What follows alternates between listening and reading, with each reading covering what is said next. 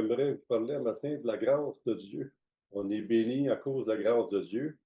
La grâce de Dieu, c'est le cœur de Dieu. Le cœur de Dieu est tellement grand, tellement profond, plus profond que les mers, plus profond que l'univers. On ne peut pas se l'imaginer. Mais par sa grâce, on est vraiment béni. Béni, ben, on va vous partager un verset par rapport à la grâce de Dieu. Dans Galates, chapitre 3, verset 13, Christ nous a racheté la malédiction de la loi, étant devenu malédiction pour nous, car il est écrit, maudit est quiconque est pendu au bois. Le cœur de Dieu, dans sa grâce, c'est tellement rassurant, c'est tellement puissant qu'on est vraiment touché par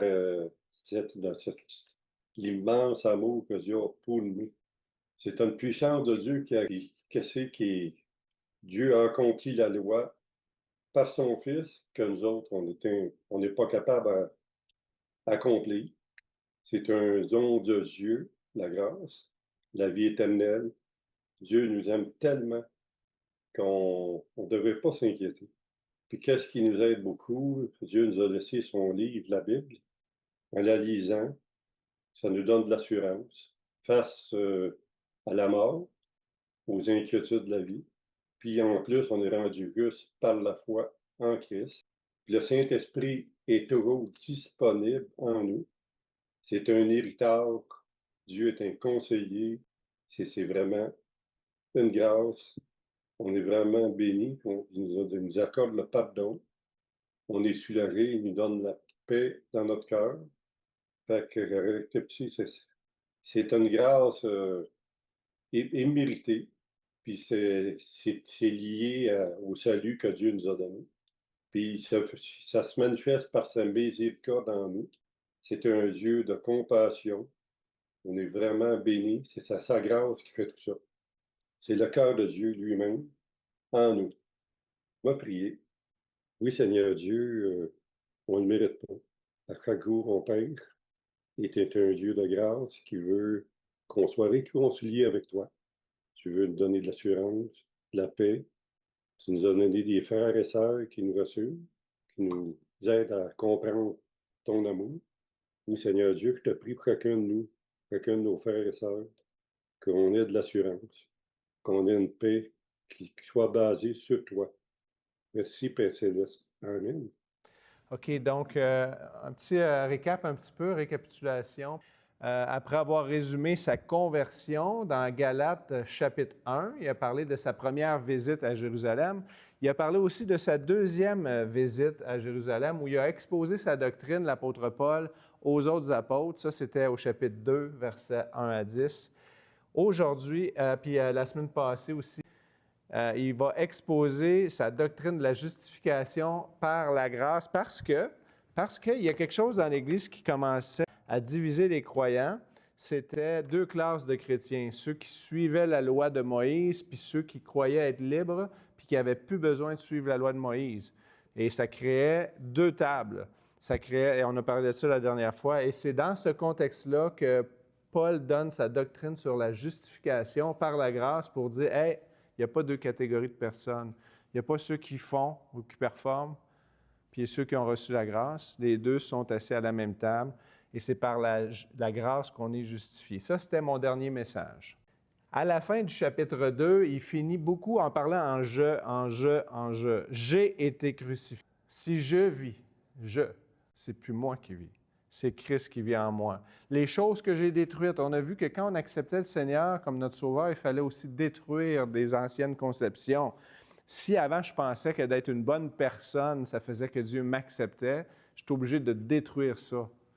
Les gens veulent rester sur deux chaises, ils veulent rester assis sur deux chaises. Dieu m'a aimé, mais il faut que je fasse quelque chose pour prouver qu'il m'aime. Si tu as ça dans ta tête, Dieu veut que tu détruises des choses. Détruire le fait que tu dois faire quelque chose pour plaire, puisque tu plais déjà complètement à Dieu par Jésus. Et donc, il dit, si je rebâtis ce que j'ai détruit, je suis un transgresseur. Puis l'emphase était mise sur le fait que si tu voulais plaire à Dieu, il faut que tu obéisses à la loi de Moïse. Puis Paul il dit, mais si je désobéis, si j'obéis à la loi de Moïse, si je cherche à être juste par la loi de Moïse, eh bien, je suis un transgresseur. C'est fort. Je suis un transgresseur de la grâce de Dieu. Mais là, il parle en « je ».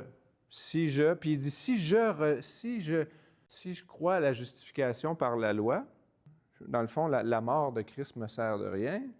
Puis il dit, je ne rejette pas la croix.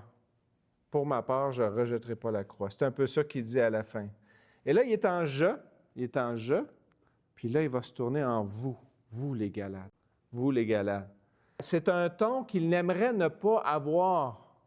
Dans Galates 4, au verset 20, il dit « Je voudrais être maintenant auprès de vous et changer de langage, car je suis dans l'inquiétude à votre sujet. » Il aimerait ça, avoir un langage chaleureux, un langage de « Vous êtes aimés, vous êtes, tu sais, je vous aime, je m'ennuie de vous autres. » Non, il est sévère, puis il les traite de non. Hein? Hey, en 2025, le pasteur qui dit « Ma gang d'innocents, vous autres, vous allez comprendre quelque chose. » Imaginez si je disais ça. Là, vous me regarderiez, là. Puis vous direz « Est-ce que tu as vraiment dit ça? » Jésus disait « Ma gang d'innocents » à ses disciples. Souvent, il les traitait d'inéduqués. Mais nous autres, en 2025, puis je vais en parler tout à l'heure, on a une oreille qui chatouille pour qu'est-ce qui nous plaît. Mais Galates, il les traite d'insensés. Hein? Il va dire au chapitre 3, il va commencer. « Ô Galates dépourvus de sens, qui vous a fasciné aux yeux de qui Jésus-Christ a été peint comme crucifié? » Et là, il leur parle et il les traite de anoétos en grec, et ça veut dire, pour dépourvu de sens, le terme c'est anoétos, et ça veut dire émotionnel.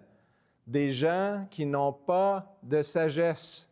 Et il les traite de façon déraisonnable. Il dit, j'aimerais changer de langage. Je m'inquiète vraiment à votre sujet parce que vous avez de l'air des zombies qui se promenaient comme si vous aviez plus votre réflexion. On dirait que vous avez été ensorcelé. Le terme ensorcelé ici, ou fasciné, c'est le même qu'ensorcelé ou qu'un sorcier a pris votre intelligence, vous a captivé puis vous fait faire ce qu'il veut. C'est un peu ça qui est en train d'arriver aux Galates. Il dit, c'est tellement déraisonnable ce que vous faites, Galates, qu'on dirait qu'il y a un sorcier qui vous a ensorcelé. Leur marche était devenue une trahison à l'Évangile et ils vivaient dans une réalité qui ne faisait aucun sens. Christ avait été peint comme si un artiste avait peinturé devant eux, devant leurs yeux, la croix de Christ. Et il dit, aux yeux de qui Jésus-Christ a été peint comme crucifié, vous avez eu un portrait vivide, un portrait clair de la mort et de la mort de Jésus-Christ. Jésus est mort pour vous. Et Paul dit, moi, j'ai été crucifié avec Christ. C'est juste, c'est plus moi qui vis. Mais Christ a été dépeint pour vous comme crucifié aussi, mais vous marchez comme si cet événement ne s'était pas passé. Les gens de Galates étaient anoétos, ou étaient dépourvus de sagesse, et ils étaient émotionnels. Et ce ne sont pas des arguments pleins de sens qui les ont détournés. Ils ont été détournés sans s'en être rendus conscients. C'est pour ça qu'ils ont de l'air ensorcelés, comme s'ils s'étaient arrêtés 2 minutes pour y réfléchir, ils ne se seraient pas tourné le dos à la croix.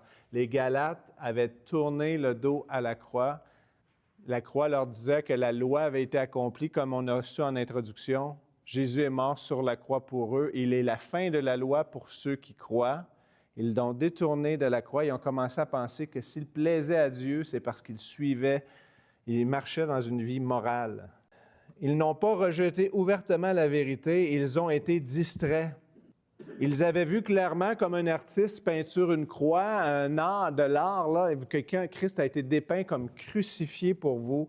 Ils ont vu clairement Jésus crucifié pour leurs péchés. Dans le premier voyage de l'apôtre Paul en Asie, en Galatie, et il y a un discours séduisant. Quelqu'un a utilisé des bons mots pour les amener ailleurs. Puis c'est ça qui est fascinant, le mot fascinant, c'est que ça ne prend pas des discours intelligents pour détourner des chrétiens qui n'étudient pas. Ça prend juste des gens qui ont un beau verbe, des gens qui ont un charisme, Et on voit ça, dans plusieurs passages dans l'Écriture nous dit que même dans les temps de la fin, concernant l'Antéchrist qui va venir, Paul dit aux Thessaloniciens qu'il va venir avec tous les signes des prodiges de mensonges, avec des séductions pour ceux qui périssent, parce qu'ils n'ont pas reçu l'amour de la vérité pour être sauvés. Ce qui est frappant dans ce passage-là, c'est que l'Antéchrist va rafler une grande partie de la population mondiale par les solutions qu'il va apporter, parce qu'il va être un homme de charisme, un homme qu'on veut suivre. On va le suivre, on va vouloir le suivre. Puis c'est écrit, ils vont le suivre pas parce qu'ils n'ont pas la vérité, mais parce qu'ils n'ont pas l'amour de la vérité. C'est pas qu'ils ne savaient pas, c'est qu'ils ne l'aiment pas. Ils n'aiment pas la vérité. Jésus annonce que des influenceurs et de l'influence des derniers temps vont avoir un grand pouvoir. Dans Matthieu 24, au verset 24, il dit « Il s'élèvera de faux Christ et de faux prophètes. Ils feront de grands prodiges et des miracles au point de séduire, s'il était possible, même les élus. » À moins que le Saint-Esprit dise « Hey, réveille, Jean-Sébastien, c'est un faux prophète, c'est une fausse doctrine que tu vas suivre là. » Il pourrait séduire, s'il était possible, même les élus. Et notre époque est saturée. La fascination opère par l'accumulation rapide d'images, d'émotions et de slogans. On partage des idées sans les vérifier. On adhère à une personne parce qu'elle parle fort, elle parle bien, elle fait vibrer, et parce qu'elle simplifie ce qui est complexe. Les algorithmes des réseaux sociaux ne vous renvoient pas ce qui est vrai ou le plus vrai, ils vous envoient ce qui est qui a le plus de réactions. Si ça met les gens en colère, si ça fait les gens débattre, s'il y a beaucoup de likes, ça va venir. Si vous aimez des choses, l'algorithme, qui est le programme derrière le réseau social, qu'est-ce qu'il va faire? Il va vous renvoyer ce que vous préférez. C'est toujours ce que vous préférez qui vient. Ce que vous aimez moins, vous allez moins voir ces choses-là. Vous allez moins voir ces choses-là. Donc, on est dans un ère des préférences naturelles où ce que tu préfères est mis devant toi. Hein? Puis le problème, c'est qu'il y a des influenceurs qui vont vendre une spiritualité sans repentance, une foi sans la croix et le bien-être sans la vérité. Il y a des mouvements populaires qui se répandent, pas parce qu'ils sont vrais, mais parce qu'ils sont attirants. Quelques exemples, des petites vidéos sur TikTok de moins d'1 minute qui annoncent la fin du monde. Des communautés chrétiennes qui ne remettent pas en question leur leader qui a péché avec un enfant. Des leaders qui ont des mauvais comportements, mais ils rassemblent beaucoup. Il y a des gens qui sont superbes devant les gens.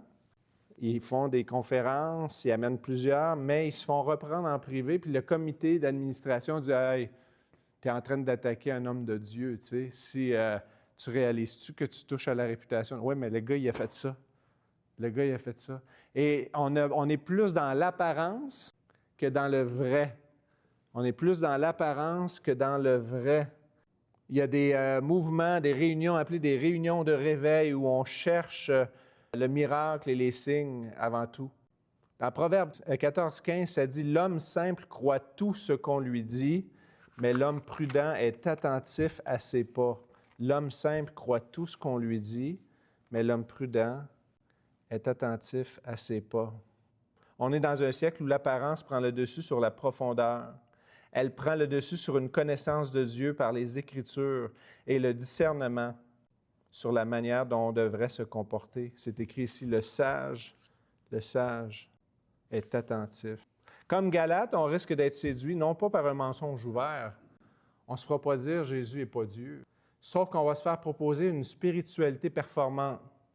On va se faire proposer de faire des choses pour Dieu pour retomber dans ses bonnes grâces. On va déchoir de la grâce de cette manière-là. Et donc, ça va être non un mensonge ouvert, mais des paroles qui flattent, qui viennent flatter nos besoins, qui viennent apaiser nos cœurs. Et la solution aujourd'hui est claire. On est appelé pour lutter contre la séduction, à aimer la vérité, à éprouver ce que nous entendons et à garder la croix au centre. Aimer la vérité. Dans Proverbe 9-6, ça dit « Quittez la stupidité et vous vivrez. Marchez dans la voie de l'intelligence. » Il y a cette idée de quitter la stupidité pour que ma marche, mon comportement s'enligne avec la vérité, Hein, quitter la stupidité et marcher dans la voie de l'intelligence. On est appelé à éprouver ce qu'on entend et à garder la croix au centre. Et la croix, c'est, Paul le dit, si je vis, ce n'est plus moi qui vis, c'est Christ qui vit en moi. Il y a cette idée que je suis crucifié avec Jésus-Christ et co-ressuscité avec Jésus-Christ. Donc, le titre du message ce matin, un appel au discernement. Oh, Galates, j'aimerais ça changer de langage à votre sujet, mais je m'inquiète pour vous. Vous êtes dépourvus de sens. Au nom de l'amour, Paul secoue les Galates et les qualifie d'insensés ou d'avoir aucun sens, d'être émotionnel ou de ne pas avoir de réflexion, de s'être fait tromper et d'être tombé facilement dans quelque chose qui avait l'apparence d'une vérité, mais qui était un mensonge.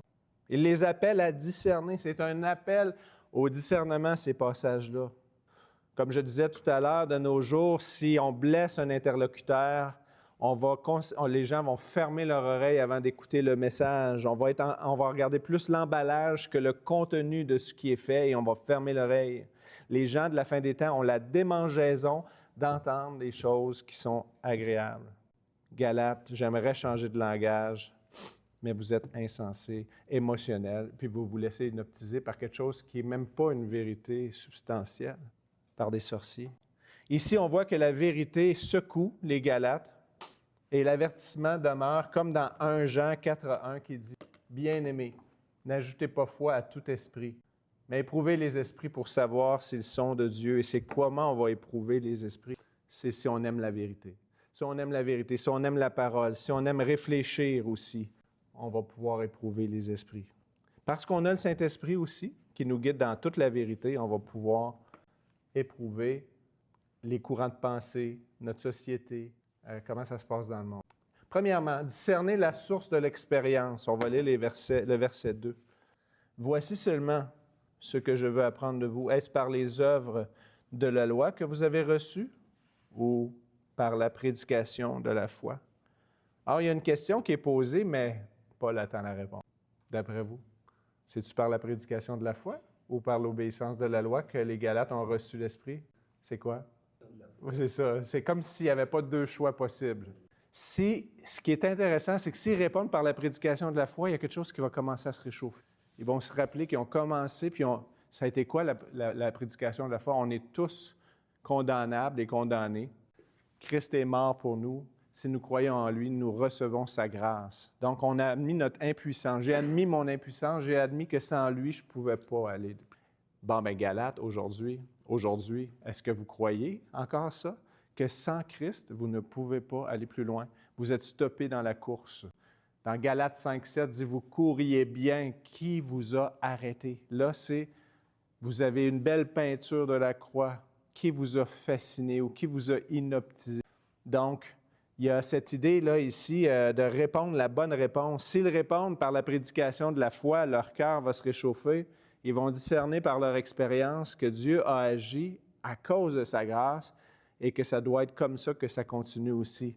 Et s'ils disent c'est par la loi, ils sont obligés de répondre « Quelle est l'œuvre méritoire que j'ai faite qui a fait que Dieu m'a accepté? » Et ils vont être obligés de répondre aussi « Aucune. Aucune. » Parce qu'il n'y a pas quelque chose qu'on peut faire qui soit assez bon pour nous racheter nous-mêmes. Verset 3. Et êtes-vous tellement dépourvu de sens, encore une fois, êtes-vous encore tellement émotionnel, tellement sans réflexion, qu'après avoir commencé par l'Esprit, voulez-vous maintenant finir par la chair? Au commencement, c'était l'œuvre de Dieu en échange de ma foi. Dieu m'a déclaré juste en échange de ma foi, et c'est comme si je disais à Dieu, mais je suis juste maintenant, mais ce n'est pas à cause de la croix, c'est à cause de moi. Ça, c'est comme, ça me fait penser, là, alors que présentement, c'est venu dans mon esprit au même moment. Vous rappelez-vous qu'est-ce qu'ils ont dit avec le veau d'or, quand ils ont descendu avec le veau d'or? « Voici celui qui t'a fait sortir d'Égypte. » C'est ça, hein, qui s'est passé. Ils ont fait des boucles d'oreilles pendant que Moïse était sur la montagne, puis ils ont fait un veau d'or, puis ils ont dit « Voici celui qui t'a fait sortir. » Mais quand on dit « Hey, on reçoit la vie éternelle, Dieu nous donne sa justice, on commence à marcher par le Saint-Esprit, puis là, on a le goût d'aller dans les rassemblements, on a le goût de donner de l'argent, on a le goût de s'investir, puis ce n'est pas une loi, c'est une relation avec Jésus. On ne tire pas l'eau d'un rocher que je donne du temps. Puis là, à un moment donné, c'est plus toi, Seigneur. Je suis devenu cette personne-là. C'est pas à cause de ta grâce, c'est à cause de tous les choix que j'ai faits. Oui, c'est les choix que j'ai faits qui m'ont mené jusqu'à aujourd'hui. C'est de prendre ce que Christ a fait et se l'attribuer à soi-même. Hein, il y a des gens qui, des fois, ils ont été blessés dans les églises. Puis il s'est rendu qu'avant, c'était Christ qui les sauvait, mais maintenant, c'est comme... c'est pas l'Église, c'est pas le message que j'ai eu à l'Église, là, c'est les choix que j'ai faits dans ma vie. Bien, c'est sûr qu'on est la somme de nos choix, mais un des choix qu'on a faits dans le temps, c'est ceux qui ont connu la grâce de Dieu, c'est qui ont accepté qu'ils étaient impuissants. Mais la logique de la grâce s'effondre, elle s'effondre si on commence à dire que nous sommes ce que nous sommes par nos propres œuvres et que c'est plus la grâce de Dieu qui nous avait touchés au départ. Verset 4. Verset 4. Avez-vous tant souffert en vain? Toutefois, si c'était en vain, il leur rappelle que quand ils ont reçu l'Évangile de la grâce, ils avaient plein d'ennemis qui se sont levés en Galatie contre eux. Puis eux, ils continuaient, ils se réunissaient. On parlait en mal d'eux, hein? On disait qu'ils étaient des crétins. C'est un exemple. Là, on se moquait d'eux. Il y a des familles qui ont dit « Hey, regarde, moi, là, si tu renies, c'est comme si tu reniais la religion juive, je te renie. » Hein? Il y avait beaucoup ça dans ce temps-là. Ça existe encore au Moyen-Orient aujourd'hui, ça, tu sais. Avez-vous souffert en vain? Tu es en train de retourner. Tu avais un témoignage, là, puis tu démontrais que tu étais prêt à souffrir beaucoup parce que tu croyais beaucoup. Tu étais prêt à souffrir beaucoup parce que tu croyais beaucoup. Puis là, tu es en train de refaire un demi-tour. Tu as été ensorcelé. Il se passe quoi, là? C'est pas logique. C'est pas logique. T'es-tu tellement dans l'illogisme? Hein? As-tu fait un bout de chemin dans la vie chrétienne, puis là, tu es dans une course que si tu la finis pas, elle te sert de quoi, cette course-là? Il y avait une course que tu courais chez les Grecs, que c'était de finir avec le flambeau allumé. Vous couriez bien. Qui vous a arrêté? Hein? C'est ce qu'on lit au chapitre 5, verset 7. Donc, tu as fait des sacrifices. Hey, Galates 4, il dit, vous voulez vous arracher les yeux. Quand je suis venu en Galatie, là, vous savez que j'étais malade. Fait que Paul, il avait sûrement une condition médicale liée à ses yeux. À un moment donné, il écrit à quelque part, il dit, voyez de quelle grande lettre je vous ai. Il avait sûrement une infirmité aux yeux. Puis il dit, vous m'avez reçu comme un ange de Dieu, tellement mon message était précieux pour vous. Comme j'étais un porte-parole du Seigneur dans votre vie, vous vouliez... C'était un ange. Là. J'étais un ange pour vous. J'étais le messager envoyé par Dieu. Mais il dit, là, suis-je devenu votre ennemi parce que je vous dis des choses vraies. Vous avez souffert. Tout ça pour rien. Vous couriez vers un but, puis là, vous ne courez plus vers un but. Tous les sacrifices que vous avez faits pour aller vers ce but-là, ça servait à quoi? Mais il y a un petit lumignon qui fume. Un petit lumignon qui fume, puis Paul, il dit, c'est comme s'il y avait un petit feu de braise, là, puis il soufflait sur la braise comme pour rallumer la flamme. Si toutefois c'est en... Parce que je suis sûr, il y a quelque chose en moi qui croit que vous allez retrouver cette grâce-là, puis vous allez être sortis de votre mauvais sort, là, du mauvais œil là, qui a été jeté sur vous. Là. Verset 5. Celui qui vous accorde l'Esprit et qui opère des miracles parmi vous. Il n'en parle pas au passé, hein? Le fait-il donc par les œuvres de la loi ou la prédication de la foi? La même affaire qu'au verset 2. Quand vous avez reçu l'Esprit, c'est-tu par la prédication de la foi? Ou bien non, c'est par les œuvres de la loi. Paul veut clouer le clou dans le cercueil. Nous sommes bénis non par l'observance, mais par la confiance. Il y a comme une suite logique si vous prenez le temps de juste relire ces 5 premiers versets. On reçoit l'Esprit de Dieu par la grâce.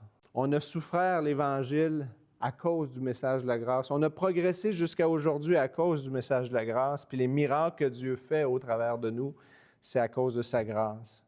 Ça vient à cause que la parole de Dieu est prêchée, les gens y croient, et non pas à cause que les gens sont méritants. C'est pas parce qu'ils sont rendus à un certain standing de vie chrétienne ou d'action noble que Dieu fait des miracles au milieu. Dieu fait des miracles au milieu des Galates parce qu'il est Dieu te bénit, parce qu'il t'aime. Point final. Discernement. Regarde là comment tu as reçu le Seigneur. Regarde tout ce que tu as souffert parce que tu croyais à ce message de la faveur de Dieu. Regarde les miracles là, qui se passent. Là. Si Dieu agit au milieu de toi, tu penses que c'est parce que tu as fait quelque chose? C'est parce que tu penses que tu as atteint un score? Non, c'est parce que Dieu t'aime. Puis il tourne sa face vers toi. Ensuite de ça, discerner mon histoire dans le cadre de la grande histoire biblique. Hein? Paul s'est formé par un rabbin, ça, Gamaliel. Donc, il va toujours utiliser l'histoire d'Israël pour faire ses enseignements. Vous lisez le livre des Actes, hein? On a fait toute une série sur le livre des Actes, puis il va faire la même affaire. Il va aller chercher Abraham. Abraham, c'est-tu un Juif, ça? Levez la main ceux qui disent qu'Abraham, c'est un Juif. J'ai une main. Qui dit que c'est pas un Juif? Levez la main. Il n'y en avait pas de Juifs. Excusez. Il n'y en avait pas de Juifs. C'est lui le père des Juifs. Abraham, c'est un païen qui adorait le Dieu de ses pères. Oui, mais c'est un piège. Donc, il est le premier parmi les nations. Il est le premier parmi les nations à recevoir la justification. On l'entend, on lit noir sur blanc qu'il reçoit la justification. Verset 6, je pense qu'on ne l'a pas à l'écran, mais c'est écrit « Comme Abraham crut à Dieu et que cela lui fut imputé à justice », ça réfère à quoi? Ça réfère à quand que Dieu lui a montré les astres dans les cieux, puis il dit « Compte les étoiles ». Est-ce que tu vois tous ces étoiles-là, Abraham? Ça devait être tu sais, dans le désert, là, quand il n'y a pas les villes qui éclairent le ciel, hein, quand on va sur la côte nord puis on regarde le ciel, c'est fantastique de voir qu'il ne peut pas compter tous ces astres-là. Puis il dit, ta descendance va être comme ça. Puis il dit, je vais bénir ta descendance. Puis là, Galate va expliquer qu'est-ce que ça veut dire bénir la descendance. Puis la descendance d'Abraham, ce n'est pas ceux qui sont nés, ceux qui, comme Abraham, vont recevoir la justice, puis ils vont briller dans le ciel comme des astres. Ils vont être justes, déclarés justes par leur foi. Puis quand il a cru que Dieu lui donnerait une descendance comme ça, Genèse 15:6, c'est écrit « Il crut à Dieu et Dieu lui imputa à justice ». On est 430 ans avant la loi de Moïse. On est 430 ans avant qu'il y ait un contrat entre Dieu et les hommes pour la façon de marcher sur la terre, que Dieu dit « J'ai une intention, Abraham. Toi, tu es juste, puis je vais bénir toute ta descendance. » Et la descendance d'Abraham, ce n'est pas le peuple juif charnel, c'est le peuple juif croyant, plus les autres nations qui auront cru au Seigneur Jésus. On en parle dans mon prochain message. Discerner notre histoire dans le cadre d'une grande histoire. Le fait que tu aies été béni, Jean-Sébastien, ça remonte à 4000 ans. Ça fait 4000 ans que Dieu a commencé à dire « Je vais bénir les gens des autres nations, les Canadiens, les Québécois. Je vais les bénir par Abraham. » Donc, de savoir que Dieu a pris cette décision-là avant que la loi soit donnée, avant qu'Abraham vive sa vie, c'est c'est quelque chose. Dans Abraham, juste peut-être prenons l'exemple d'Abraham un petit peu.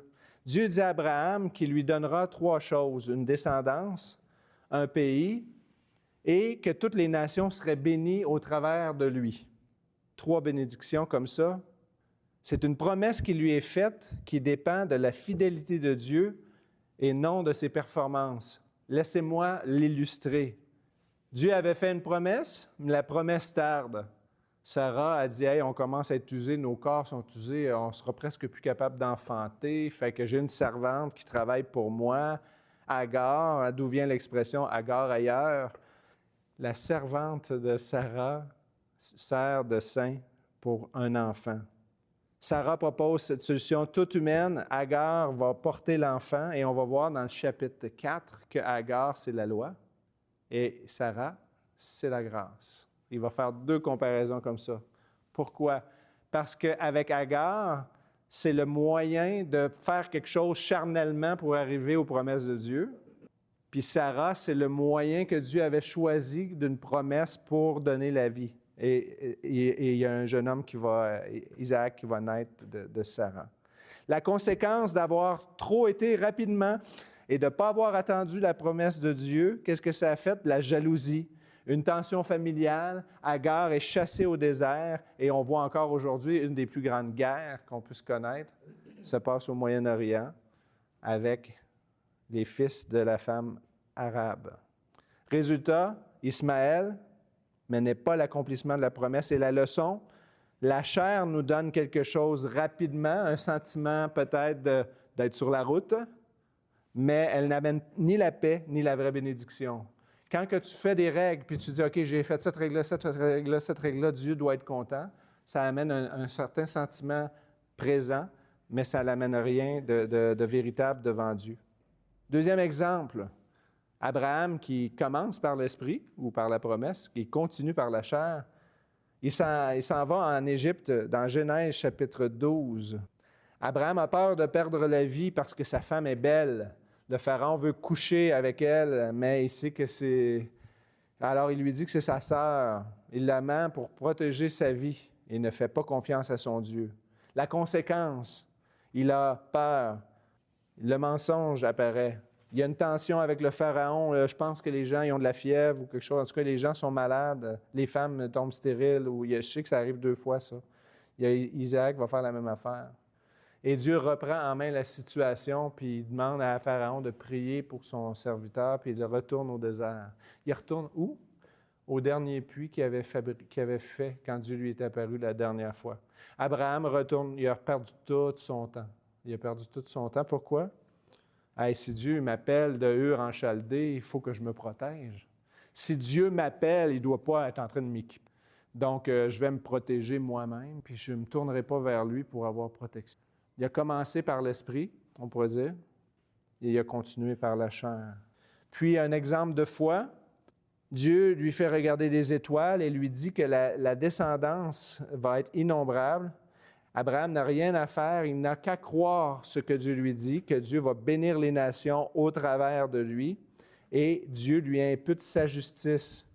La leçon à apprendre de cet événement-là, c'est qu'Abraham n'a pas produit la bénédiction, c'est Dieu qui la donne à celui qui croit. Comment Dieu a béni Abraham au final? Dieu a donné Isaac, l'enfant de la promesse. Il l'appelle son fils, son unique. Pas unique parce qu'il y en a juste un, unique parce qu'il n'est pas comme l'autre. Lui, c'est le fils de la promesse. Il est unique parce que c'est le seul qui est le fils de la promesse. Et il lui donne contre toute attente, je pense qu'Abraham, il a 99 ans quand il est enfant. Dieu confirme sa promesse malgré les erreurs et les détours d'Abraham. La bénédiction dans la vie d'Abraham, elle vient parce que Dieu est fidèle, puis finalement, Abraham s'abandonne aux promesses de Dieu. Verset 7. Reconnaissez donc que ce sont ceux qui ont la foi qui sont fils d'Abraham. La descendance, ce n'est pas ceux qui obéissent à la loi juive qui sont fils d'Abraham, ce n'est pas ceux qui sont nés de Juifs. C'est ceux qui, comme Abraham, sont en même compagnie que lui, ils croient et la justice de Dieu leur est donnée en échange de leur foi. Le verset 7 redéfinit c'est quoi un fils d'Abraham. Ceux qui ont reçu la justice en échange de leur foi. Au verset 8, ainsi l'Écriture prévoyant que Dieu justifierait les païens par la foi, a d'avance annoncé cette bonne nouvelle à Abraham, toutes les nations seront bénies en toi. Ton histoire remonte à plus de 4000 ans, quand Dieu a dit « Je vais bénir Jean-Sébastien, je vais bénir Sylvain, je vais bénir Gilles, Lise, Benoît, Philippe, je vais bénir Ginette, Pierre, Lise, je vais bénir Guylaine, Mario, au travers de toi. » Vous n'êtes pas bénis à cause que vous avez fait quelque chose. Vous êtes bénis parce que Dieu a choisi de vous bénir en Abraham. C'était le désir initial de Dieu 430 ans avant que la loi vienne. Mais les pauvres créatures que nous sommes, on avait besoin de la loi parce qu'ils savaient qu'on se vanterait. Ils savaient qu'on dirait « Hey, regardons comment je suis béni, je dois avoir fait quelque chose de bien. » Alors, il nous a donné une loi pour rendre évident qu'on est mauvais, qu'on a toujours un cœur qui va vers le mal, puis il a mis un standard qui nous accuse et qui tient contre nous. Paul dit, est-ce que la loi est mauvaise? Non, la loi est bonne, mais la loi met en évidence que je suis vendu au péché. Le bien que je veux faire, je ne le fais pas. Le mal que je ne veux pas faire, je finis par le faire. Misérable que je suis. La loi a été... Donc, il a fait une promesse, puis il a dit, « Oh, mon ami, si je leur donne la vie éternelle ou si je les bénis sans leur montrer qu'ils sont déméritants face à moi, ils vont finir penser qu'ils sont quelqu'un devant moi. » Donc, la loi a été mise pour mettre en évidence l'offense, pour qu'on ait « Hey, Dieu nous pardonne. » Ah oui! Avez-vous remarqué quand que vous évangélisez quelqu'un puis vous dites que Dieu nous pardonne avant de vraiment avoir mis l'emphase sur le péché, les gens disent « J'ai pas besoin. J'ai pas besoin de ce que tu as à m'offrir. Je suis bon. » Mais quand tu commences à dire, on est tueur, on est adultère, puis tu parles en je. Tu fais comme Paul, je. Est-ce que tu reconnais que tu as péché toi aussi? Ben ouais. Ben tu vas faire quoi avec ça? Il y a l'impasse. Dans l'Évangile, il y a l'impasse. Il faut aller à l'impasse. La loi sert à ça. Elle sert à montrer qu'il n'y a pas un juste, pas même un seul, et que toute bouche soit fermée. Donc, on va voir le rôle de la loi dans mon prochain message, puis on va voir dans un message et demi, Agar puis Sarah, qui sont deux montagnes dans le Moyen-Orient. Un, c'est la chair, c'est faire arriver la justice par mes propres œuvres. L'autre, c'est recevoir la justice par l'action du Saint-Esprit, par l'action de la grâce de Dieu. Dernier verset aujourd'hui, dernier verset. De sorte que ceux qui croient sont bénis avec Abraham le croyant. Tu as été déclaré juste comme Abraham a été déclaré juste. La bénédiction que Dieu répand sur l'humanité n'est pas confinée au peuple juif, mais s'étend à une communauté de foi, à la famille de Dieu, et donc ceux qui croient, c'est d'Abraham. Donc, raccorder ton histoire dans le cadre de la grande histoire biblique nous aide à comprendre que Dieu avait bien avant la loi de Moïse, et même avant le peuple juif n'existe pas. Je viens juste de réfléchir à ça. Le peuple juif n'existe pas. C'est pas pour rien. C'est pas pour rien que Paul utilise cette histoire-là. Juif, non. Abraham, c'est un païen qui adorait les dieux de son père. C'est le premier païen, dans le fond, mais nous autres, on est les autres païens qui sont venus après.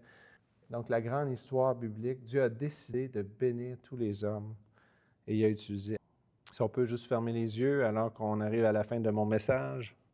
Dans mon message ce matin, je vous ai parlé d'un Paul inquiet, comme d'une maman qui s'inquiète pour ses enfants. Et il pose la question, qui vous a fasciné ou qui vous a ensorcelé? On voit des Galates qui n'ont pas renié Christ consciemment, mais ils ont cessé de réfléchir. Ils ont laissé les distractions, l'émotion, les voix séduisantes, les influences rapides de prendre la place de la vérité qui leur avait été annoncée. Réalise que tu vis dans une époque qui n'est pas très différente de ça. Dans un monde où tout va vite, où les réseaux sociaux te servent ce que tu préfères plutôt que la réflexion. On est dans un monde, réalise que tu es dans un monde où l'apparence prend le dessus sur la profondeur. Un monde que tout le monde partage son opinion, personne n'y réfléchit vraiment. Réalise que tu es dans un monde qui est touché par des discours parce qu'il frappe, parce que le leader a du charisme et il rassemble. Réalise que tu es dans un monde de spiritualité facile qui promet la paix, la joie, le bien-être. Mais rappelle-toi aussi du proverbe qui dit « L'homme simple croit tout ce qu'on lui dit. » Tu vas-tu croire tout ce qu'on te raconte? Tu ne devrais pas. Le proverbe dit « Mais l'homme prudent est attentif à ses pas. » Ce message ce matin, c'est un wake-up call, c'est un avertissement qui t'encourage à développer un esprit de discernement, d'étude, d'amour de la vérité.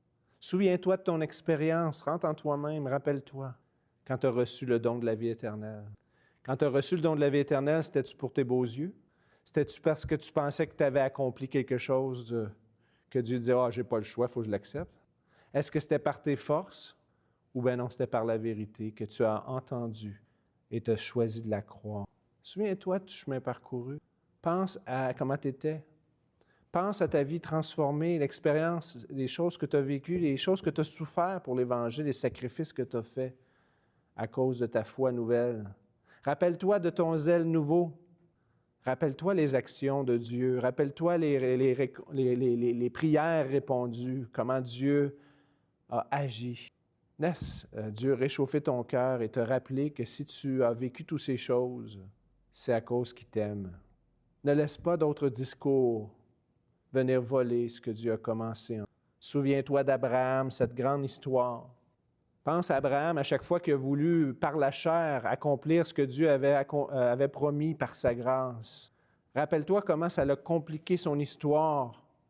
Rappelle-toi que quand il a cru, Dieu a tenu sa parole et lui a donné finalement son fils Isaac. Et la bénédiction n'est pas venue des efforts de sa chair, mais de la promesse. Pense à ce verset dans Proverbe 10, 22 qui dit « C'est la bénédiction qui enrichit, ne la fait suivre d'aucun. » Réalise qu'il n'y a aucun mérite ou un manque de mérite qui t'empêche de te laisser aimer et rencontrer par Dieu et diriger par Dieu. C'est sa grâce qui t'attend. C'est toujours sa grâce. Comme quand tu as été sauvé par grâce parce que tu ne méritais pas, Dieu veut te bénir même si tu ne le mérites pas. L'appel aujourd'hui, c'est de discerner la grâce de Dieu et de te laisser aimer sans résister. L'appel aujourd'hui, c'est d'aimer la vérité, de lire la Bible, d'étudier la Bible pour devenir quelqu'un qui éprouve ce qu'il entend et pas être séduit facilement, de ne pas être inoptisé, de ne pas être juste attiré par les belles paroles, le charisme, la musique, les spectacles, les divertissements, mais que la croix soit au centre de ta vie. Rappelle-toi que lorsque tu as cru, tu as été crucifié avec Christ. Et si c'est toi qui vis, c'est plus toi qui vis, c'est Christ qui vit en toi. Que cette croix-là soit la plus chère pour toi. Est-ce que tu marches dans la dépendance plus grande du Saint-Esprit qu'au jour où tu as cru? Est-ce que tu te méfies de ta propre chair en sachant que tu as besoin de l'assistance de l'Esprit aussi pour la marche et pas juste pour le salut? La grâce, ça veut dire continuer avec l'Esprit. Est-ce que tu veux laisser Dieu continuer en toi ce qu'il a commencé? Peut-être tu as débarqué de la course. Peut-être tu es en train de marcher sur le bord, tu vois les coureurs passer et toi tu marches. Toi, c'est devenu une balade.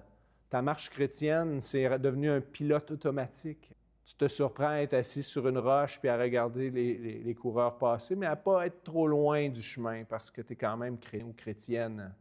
Mais tu ne cours pas pour remporter le but de la vocation. Vous courriez bien. Peut-être que le message pour toi, c'est de dire hey, par le même esprit que j'ai été sauvé, c'est par cet esprit-là que je vais continuer. Peut-être que tu as juste besoin de dire hey, Seigneur, j'ai enlevé mes yeux de sur le but et j'ai besoin de reprendre la course. Peut-être tu entends ce message puis tu penses que tu es allé trop loin, tu as manqué et tu es irrécupérable. La grâce de Dieu nous raconte que Dieu a décidé de te bénir il y a 4000 ans. Arrête de réduire ça à ta propre personne.